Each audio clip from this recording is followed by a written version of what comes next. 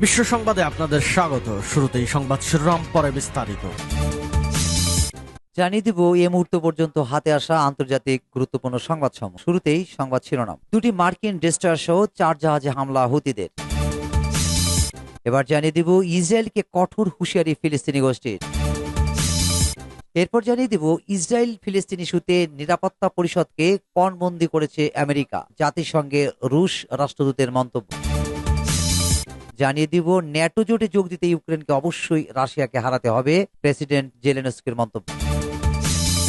এবং সর্বশেষ জানিয়ে দিব হামাসের হামলা, নেতানিয়াহুকে জিজ্ঞাসাবাদ ইসরায়েলি তদন্ত সংস্থা। শুনছিলেন সংবাদ শিরোনাম, এখন বিস্তারিত।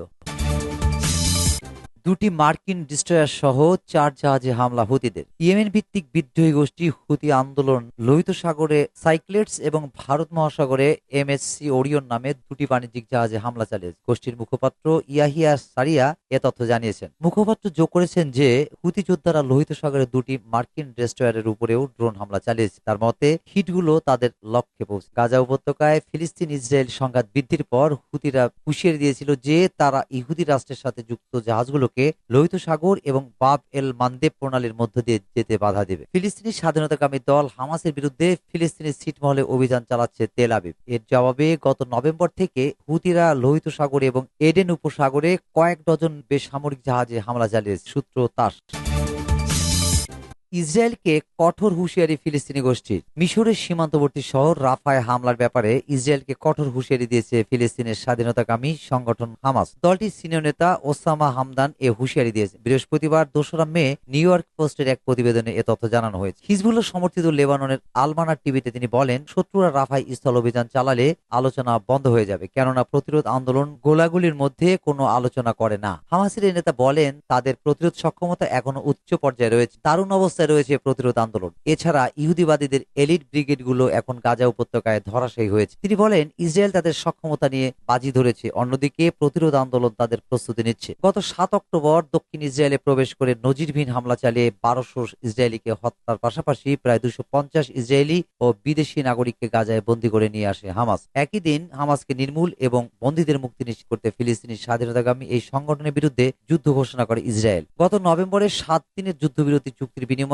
110 ইসরায়েলি বন্দীকে হামাস মুক্তি দিলেও এখনো তাদের হাতে শতাধিক বন্দী আছে। অন্যদিকে গাজার স্বাস্থ্য মন্ত্রণালয় জানিয়েছে, গত 7 অক্টোবর থেকে গাজা উপত্যকায় ইসরায়েলি হামলায় নিহতের সংখ্যা 34,000 ছাড়িয়ে গেছে। তাদের অধিকাংশই নারী ও শিশু। এছাড়া এ পর্যন্ত 77,000-এরও বেশি মানুষ আহত হয়েছে। বর্তমানে গাজায় যুদ্ধবিরতি এবং ইসরায়েলি জিম্মিদের মুক্তি নিশ্চিত করতে হামাস ও ইসরায়েলের মধ্যে আলোচনা চলছে। এতে মধ্যস্থতা করছে কাতার, মিশর ও যুক্তরাষ্ট্র। রমজানের আগে এই চুক্তি আলোচনায় অগ্রগতি হলেও এখন দুপক্ষের মতবিরোধের কারণে তা স্থবির হয়ে পড়ে আছে। কাতার ও মিশরের কর্মকর্তারা জানিয়েছেন, অবশিষ্ট জিম্মিদের মুক্তির জন্য দ্বিতীয়বার যুদ্ধবিরতির জন্য হামাস ও ইসরায়েলের যুদ্ধকালীন মন্ত্রিসভার কাছে প্রস্তাব পাঠানো হয়েছে। তবে হামাস প্রতিবারই স্থায়ী যুদ্ধবিরতি দাবি জানিয়ে আসছে। এছাড়া তারা গাজা থেকে ইসরায়েলি সেনাদের সম্পূর্ণ প্রত্যাহারের দাবি করেছে। হামাসের এমন কঠোর প্রস্তাবের কারণে যুদ্ধবিরতির বিষয়ে কোনো সাড়া দেয়নি ইসরায়েল। দুপক্ষের মতানৈক্যের অবসান ঘটাতে গত বৃহস্পতিবার ইসরায়েল সফর যায় মিশরের একটি সরকারি প্রতিনিধি দল। এছাড়া একই দিনে হামাসের কাছে থাকা জিম্মিদের মুক্তির জন্য গোষ্ঠীটির প্রতি আহ্বান জানিয়ে যুক্তরাষ্ট্র, যুক্তরাজ্য সহ 17টি দেশ চিঠি দেয়। বৃহস্পতিবার চিঠির প্রতিক্রিয়ায় হামাস নেতারা বলেন, তারা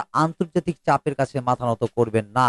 এর কয়েক ঘন্টা পর তারা আবারও বলেন, ফিলিস্তিনের জনগণের আকাঙ্ক্ষা ও অধিকারের সঙ্গে সঙ্গতিপূর্ণ যে কোনো প্রস্তাবকে স্বাগত জানাতে প্রস্তুত হামাস। ইসরায়েল ফিলিস্তিন ইস্যুতে নিরাপত্তা পরিষদকে পণবন্দি করেছে আমেরিকা, জাতিসংঘে রুশ রাষ্ট্রদূতের মন্তব্য। ইসরায়েল এবং ফিলিস্তিনের মধ্যকার সংঘাতের প্রেক্ষাপটে জাতিসংঘ নিরাপত্তা পরিষদকে পণবন্দিতে পরিণত করেছে আমেরিকা। মধ্যপ্রাচ্যের বিষয়ে জাতিসংঘ নিরাপত্তা পরিষদ যে নীতি অনুসরণ করে, আমেরিকার মধ্যে তার কোনো প্রতিফলন নেই। জাতিসংঘে নিযুক্ত রাশিয়া রাষ্ট্রদূত ভ্যাসিলি নেবেনজিয়া গত বুধবার জাতিসংঘ সাধারণ পরিষদের অধিবেশনে এসব কথা বলেন। জাতিসংঘের পূর্ণাঙ্গ সদস্য পদ লাভের জন্য সম্প্রতি ফিলিস্তিনের পক্ষ থেকে যে আবেদন জানানো ছিল, তাতে মার্কিন সরকার ভেটো দেওয়ার পর বিষয়টি নিয়ে গতকাল সাধারণ পরিষদে বিতর্ক হয়। সেখানে রুশ রাষ্ট্রদূত বলেন, ফিলিস্তিনকে জাতিসংঘের পূর্ণাঙ্গ সদস্য করার ব্যাপারে আলজেরিয়ার তোলা প্রস্তাবে আমেরিকা যে ভেটো দিয়েছে, সেটা ছিল অত্যন্ত দুঃখজনক ঘটনা। নিরাপত্তা পরিষদের অন্য সদস্য দেশগুলো এ বিষয়ে যে নীতিগত অবস্থা নিয়েছিল, আমেরিকার মধ্যে তার কোনো প্রতিফলন ছিল না। প্রকৃতপক্ষে গত 6 মাস মার্কিন সরকার মধ্যপ্রাচ্য ইস্যুতে জাতিসংঘ নিরাপত্তা পরিষদকে পণবন্দিতে পরিণত করেছে। অবরুদ্ধ গাজা উপত্যকায় ইহুদিবাদী ইসরায়েলের আগ্রাসন প্রসঙ্গে ভ্যাসিলি নেবেনজিয়া বলেন, সহিংসতা শুধু সহিংসতাকেই ডেকে আন। এই দুষ্টু চক্রকে একমাত্র ভেঙে দেওয়া সম্ভব নিঃশর্ত যুদ্ধবিরতির প্রস্তাবে রাজি হওয়া এবং রাজনৈতিকভাবে সমস্যার সমাধানের জন্য কার্যকর আলোচনায় বসার মতো। ইসরায়েল এবং ফিলিস্তিনের মধ্যে শান্তি প্রতিষ্ঠার জন্য অবশ্যই কিছু পরিস্থিতি তৈরি করতে হবে, যার মধ্যে জাতিসংঘে ফিলিস্তিনের পূর্ণাঙ্গ সদস্য পদ একটি। অবৈধ ইহুদিবাদী ইসরায়েল রাষ্ট্র প্রতিষ্ঠার পর 1949 সালে জাতিসংঘের পূর্ণাঙ্গ সদস্য পদ লাভ করে, কিন্তু আজ অবধি ফিলিস্তিন পর্যবেক্ষক রাষ্ট্রের মর্যাদা ছাড়া বেশি কিছু পায়নি। 2011 সালে পূর্ণাঙ্গ সদস্য পদের জন্য আবেদন করলেও তা এখনো গ্রহণ করা হয়নি। সূত্র পার্টস টুডে। ন্যাটো জোটে যোগ দিতে ইউক্রেনকে অবশ্যই রাশিয়াকে হারাতে হবে, প্রেসিডেন্ট জেলেনস্কির মন্তব্য। ইউক্রেনের প্রেসিডেন্ট ভলোদিমির জেলেনস্কি বলেছেন, তার দেশ যদি মার্কিন নেতৃত্বাধীন ন্যাটো জোটে যোগ দিতে চায় তাহলে ইউক্রেনকে যুদ্ধক্ষেত্রে অবশ্যই রাশিয়াকে হারাতে হবে। এরই মধ্যে ন্যাটো জোট স্পষ্ট করেছে যে রাশিয়ার সাথে যুদ্ধ চলা অবস্থায় ইউক্রেন এই জোটে যোগ দিতে পারবে না। রাজধানী কিয়েভে সামরিক কর্মকর্তাদের সাথে এক বৈঠকে জেলেনস্কি আরো বলেন, আমি মনে করি আমরা বিজয়ী হলেই কেবল ন্যাটো জোটে যুক্ত হতে পারবো, তবে আমি মনে করি না যুদ্ধ চলাকালীন আমরা ন্যাটো সদস্য হতে পারব। ইউক্রেনের প্রেসিডেন্ট বিষয়টি ব্যাখ্যা করে বলেন, 32 জাতির এই জোটে প্রবেশ করতে হলে সর্বসম্মত অনুমোদনের প্রয়োজন হবে, কিন্তু যুদ্ধের মধ্যে কোনো সদস্য দেশ ঝুঁকি অনুভব করে অনুমোদন দেওয়া থেকে বিরত থাকতে পারে, আর কিছু কিছু দেশ দ্বিধাদ্বন্দ্বের মধ্যে থাকবে। সেক্ষেত্রে ন্যাটো জোটে ঢুকলে আমাদের বিজয় প্রয়োজন। 2022 সালে ন্যাটো জোটের সদস্য হওয়ার জন্য ইউক্রেন আবেদন করেছে, কিন্তু এ পর্যন্ত দেশটিকে সদস্য করা হয়নি। জোটের মহাসচিব ইয়েন্স স্টলটেনবার্গ বলেছেন, একদিন ইউক্রেন ন্যাটো জোটের সদস্য হবে। সূত্র পার্টস টুডে।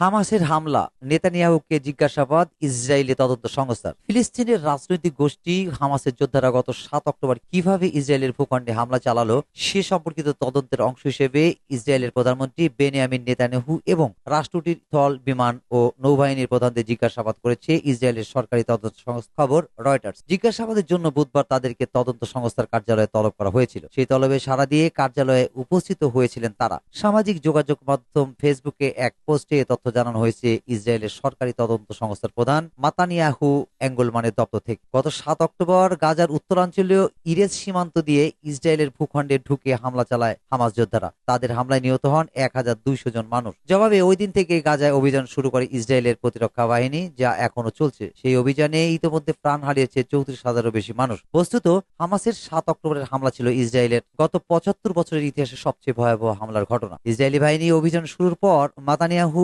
এঙ্গেলমান বলেছিলেন, হামাস কিভাবে এত বড় একটি হামলা ঘটাতে সক্ষম হলো তা তদন্ত করতে চায় তার দপ্তর। তিনি আরো বলেছিলেন, হামলার সঙ্গে সংশ্লিষ্ট প্রতিটি ঘটনা ও বিষয় যাচাই এবং বিশ্লেষণ করা হবে। পরে ডিসেম্বরে এক সংবাদ সম্মেলনে এঙ্গেলমান বলেন, প্রাথমিক অনুসন্ধানে তার দপ্তর এই মর্মে নিশ্চিত হয়েছেন যে ইসরায়েলের নিরাপত্তা ব্যবস্থার বহুমুখী ব্যর্থতা ও গাফিলতি এই হামলার ভয়াবহতা বৃদ্ধির জন্য দায়ী। 2024 সালের জানুয়ারি থেকে এই ইস্যুতে আনুষ্ঠানিক তদন্ত শুরু করবেন তার দপ্তরের কর্মকর্তারা। বুধবারের ফেসবুক পোস্টে এঙ্গেলম্যানের দপ্তরের পক্ষ থেকে বলা হয়েছে, যুদ্ধের 6 মাস ইতিমধ্যে পেরিয়ে গেছে। এই যুদ্ধের জন্য যারা দায়ী তাদের কাছ থেকে এ সম্পর্কিত ব্যাখ্যা জানার অধিকার ইসরায়েলের জনগণের রয়েছে। রাষ্ট্রীয় তদন্ত সংস্থার প্রধান জনগণকে সংক্রান্ত বিশদ তথ্য দিতে প্রতিশ্রুতিবদ্ধ। এদিকে নেতানিয়াহুর দপ্তর থেকে বুধবারের ফেসবুক পোস্টের প্রতিক্রিয়ায় একটি বিবৃতি দেওয়া হয়েছে নেতানিয়াহুর দপ্তর থেকে। সেই বিবৃতিতে বলা হয়েছে, তদন্ত কর্মকর্তারা যেসব প্রশ্ন করেছিলেন সেসবের প্রতিটির পুঙ্খানুপুঙ্খ জবাব দিয়েছেন প্রধানমন্ত্রী।